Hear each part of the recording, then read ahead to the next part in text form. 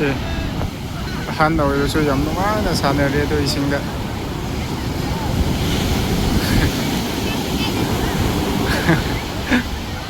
ꯅꯨꯡꯁꯤꯗ꯭ꯔꯣ ꯏꯃꯥꯁꯤꯡꯁꯦ ꯐꯣꯇꯣꯒ ꯀꯞꯄ ꯁꯥꯔꯤꯅꯦꯕ. ꯄꯨꯟꯁꯤꯁꯦ ꯋꯥꯗ꯭ꯔꯥ? ꯌꯥꯝ ꯋꯥꯏꯀꯣ.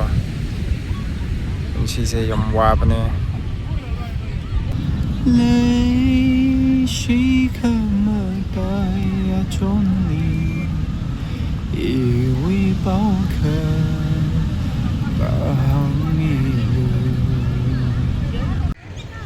ꯍꯦꯜꯂꯣ ꯃꯌꯥꯝ, ꯅꯨꯡꯉꯥꯏꯅꯔꯤꯕꯣ? ꯀꯃꯥꯏꯅ ꯇꯧꯅꯔꯤꯒꯦ? ꯅꯨꯡꯉꯥꯏꯅꯔꯝꯒꯅꯤ ꯍꯥꯏꯅ ꯊꯥꯖꯩꯀꯣ. ꯉꯁꯤꯗꯤ ꯕꯤꯆꯇ ꯂꯥꯛꯑꯦ. ꯑꯣꯐ ꯅꯨꯃꯤꯠꯁꯨ ꯑꯣꯏꯕꯅꯤꯅ ꯌꯨꯝꯗ ꯂꯩꯕꯗꯨꯁꯨ ꯌꯥꯝ ꯔꯦꯁꯂꯦꯁ ꯑꯣꯏꯃꯟꯕꯒꯤ ꯉꯥꯏꯍꯥꯛ ꯍꯪꯆꯤꯠ ꯂꯥꯡꯕ ꯌꯥꯕ꯭ꯔꯥ, ꯄꯣꯊꯥꯕ ꯌꯥꯕ꯭ꯔꯥ ꯍꯥꯏꯅ ꯏꯊꯟꯗ ꯑꯣꯏꯔꯁꯨ ꯀꯣꯏꯕ ꯂꯥꯛꯄꯅꯤꯀꯣ. ꯑꯗꯣ ꯏꯆꯟꯅꯨꯄꯤ ꯈꯣꯏ, ꯏꯅꯥꯎꯅꯨꯄꯥ ꯈꯣꯏ ꯀꯅꯥꯃꯁꯨ ꯌꯥꯎꯗꯦ. ꯃꯣꯏ ꯑꯣꯐ ꯐꯪꯗꯕꯒꯤ ꯏꯊꯟꯗ ꯂꯥꯛꯑꯦ. ꯑꯗꯣ ꯑꯩꯅ ꯂꯥꯛꯏꯕ ꯕꯤꯆꯁꯦ ꯃꯦꯔꯤꯅꯥ ꯕꯤꯆ ꯍꯥꯏꯗꯨꯅꯤ, ꯆꯦꯟꯅꯥꯏꯒꯤ ꯏꯟꯗꯤꯌꯥꯗ ꯈ꯭ꯋꯥꯏꯗꯒꯤ ꯆꯥꯎꯕ ꯕꯤꯆꯅꯤ. ꯑꯗꯣ ꯃꯊꯪ ꯎꯠꯂꯛꯀꯦ. ꯂꯣꯏꯐꯥꯎ ꯌꯦꯡꯕꯤꯌꯣ. ꯅꯨꯡꯉꯥꯏꯕ꯭ꯔꯥ ꯅꯨꯡꯉꯥꯏꯇꯕ꯭ꯔꯥ, ꯄꯣꯊꯥꯕ ꯌꯥꯕ꯭ꯔꯥ ꯌꯥꯗꯕ꯭ꯔꯥ ꯍꯥꯏꯕꯗꯣ ꯍꯥꯏꯔꯛꯀꯦꯀꯣ. ꯁꯤꯅꯤ ꯃꯌꯥꯝ ꯃꯤ ꯂꯩꯔꯤꯁꯤꯡꯗꯣ. ꯃꯤ ꯌꯥꯝꯃꯦꯀꯣ. ꯃꯈꯥꯗꯁꯨ ꯁꯤꯗ ꯕꯤꯜꯗꯤꯡ ꯎꯔꯤꯕꯗꯣ ꯑꯗꯨ ꯌꯥꯝ ꯂꯥꯞꯄꯦꯀꯣ. ꯃꯈꯥꯐꯝ ꯃꯤ ꯂꯩꯗꯣ.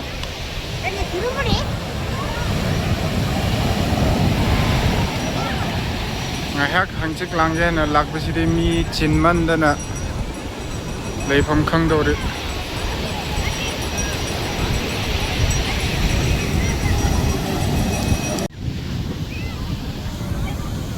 ꯆꯥꯎꯗ꯭ꯔꯣ ꯃꯌꯥꯝꯁꯦ ꯃꯐꯝꯗꯣ.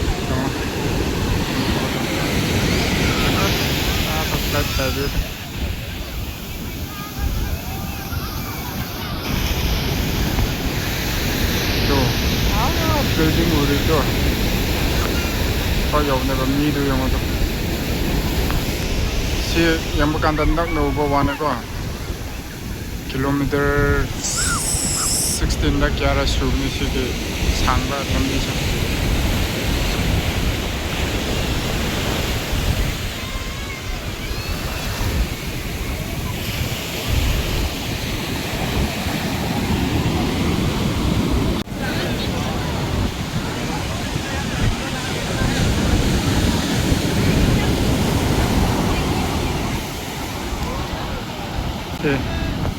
ꯑꯍꯟ ꯑꯣꯏꯔꯁꯨ ꯌꯥꯝ ꯅꯨꯡꯉꯥꯏꯅ ꯁꯥꯟꯅꯔꯦ ꯑꯗꯨ ꯏꯁꯤꯡꯗ.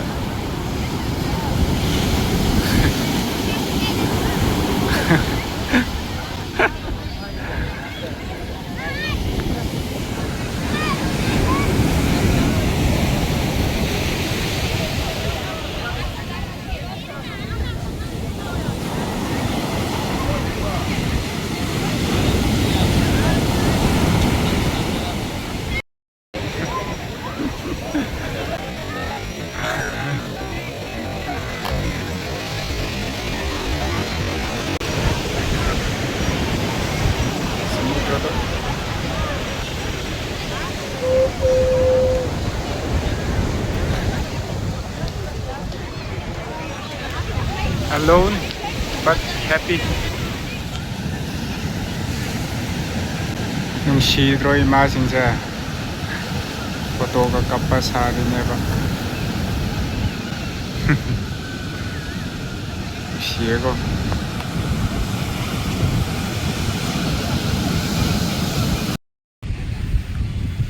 ꯃꯌꯥꯝ ꯀꯩꯅꯣꯝꯃꯇ ꯁꯤꯌꯔ ꯇꯧꯔꯛꯀꯦꯀꯣ.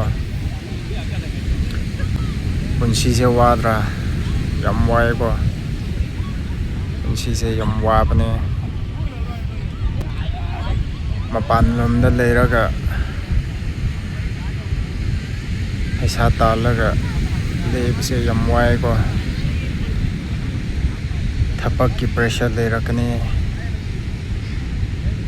ꯌꯨꯝ ꯃꯄꯨꯒꯤ ꯆꯥꯟꯅꯗꯕꯒꯤ, ꯌꯨꯝ ꯃꯄꯨ ꯐꯠꯇꯕꯒꯤ ꯄ꯭ꯔꯦꯁꯔ ꯂꯥꯛꯀꯅꯤ.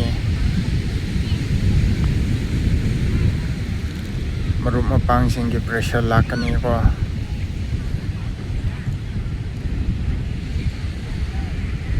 ꯈꯨꯟꯗ ꯏꯃꯨꯡꯁꯤꯡꯒꯤ ꯄ꯭ꯔꯣꯕ꯭ꯂꯦꯝꯁ ꯂꯦꯞꯄ ꯅꯥꯏꯔꯔꯣꯏ. relationship issue lakani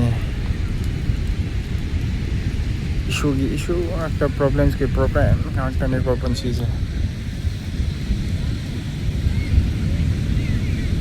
why do khwai di wa ba mana ke no hairaga suk wa khrapakan sida suk stress le khrapakan sida suk problems le bagan sida share dawham le da base tana pham le da base shumuk wa ba le de ko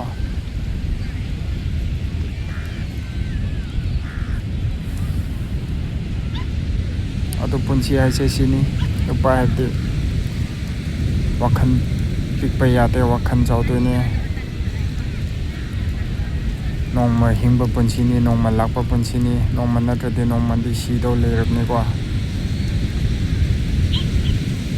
awana kayam la so mayong na to ni nongma natrade nongma de ima ipa nungai na thamhanba ngamgani nongma natrade nongma de relationship to stable oirakani ko sumaina sum hingbadi yaroina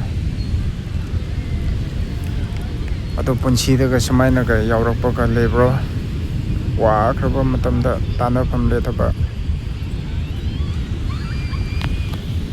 angle kuting makta gi atum problems lakpa yaudaba nate ko ado hojik ei show to face story ado punupani wakhan pikpa yate asi se suti oimne ado yumda lebam khangdabagi beach day thanda oirasu koipa laga wakhan sakra ingbra wakhan sakra nungai bra nungai thoksaina lakpane ado ina share down ni man bagi noi ko topne ko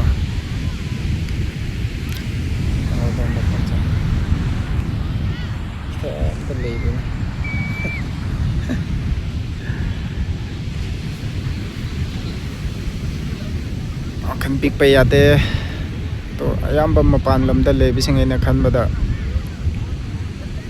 yam wana tapak tawna ba yam waba problems ba mi mayam ma thingnei ko relationship ki financial ki family ki personal khangde yam ma leram gani tum yang bata yam ngai bo man bo wani ko mapan lamda lebse khoni yang bata as madi yam nale madi yam pisa paira ba male dressing yam nana towe mi amamam gi awaba mi amamam gi burden problems atu lebne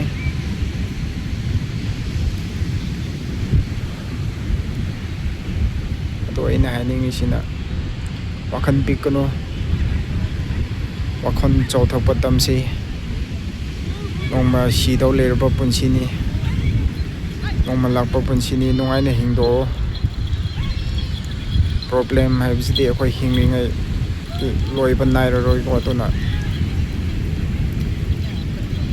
loina ishobu pisalaga hard work in tawrati nongma natrati nongma de success tawbni na thaja tuna hingjariba punsini sujariba thapak ne ko to tumaini himina si loina to haining e ko sita loisin jarega myam ise lokita achani da ngai pagale